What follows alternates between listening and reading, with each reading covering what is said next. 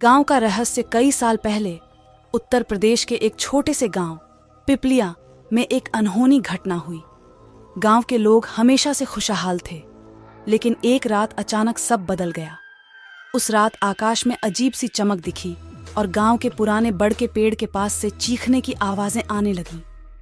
लोग डर गए और अपने अपने घरों में छुप गए। पिपलिया गांव में एक पुरानी कथा थी कि कई साल पहले एक तांत्रिक ने गांव में तांत्रिक विद्या का प्रयोग किया था। तांत्रिक ने गांव के बड़ के पेड़ के नीचे एक भयानक आत्मा को कैद कर दिया था। लोग मानते थे कि वही आत्मा अब आजाद हो गई है और गांव वालों से बदला ले रही है।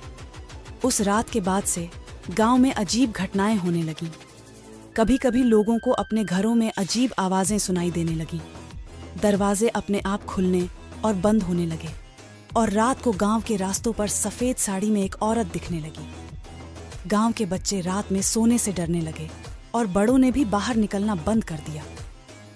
गांव में एक साहसी युवक राजेश था।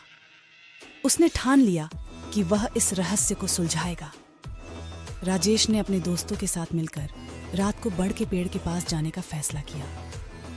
जब वे वहां पहुंचे तो उन्होंने देखा कि पेड़ के नीचे एक पुराना ताबूत पड़ा है। ताबूत को खोलने पर उसमें एक पुरानी किताब मिली जिसमें तांत्रिक विद्या के मंत्र लिखे थे। तभी अचानक वहां एक भयानक आवाज गूंज उठी और तांत्रिक का भूत उनके सामने प्रकट हो गया। उसने राजेश और उसके दोस्तों पर हमला करने की कोशिश की, लेकिन राजेश ने हिम्मत नहीं हारी और उस किताब में लिखे मंत्रों को जोर जोर से पढ़ने लगा। मंत्रों के प्रभाव से भूत तड़पने लगा और अंत में गायब हो गया। भूत के गायब होते ही गांव में शांति लौट आई।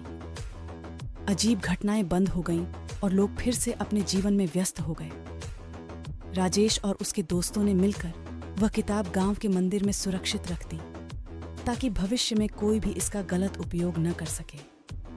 पिपलिया गांव एक बार फिर से खुशहाल हो गया।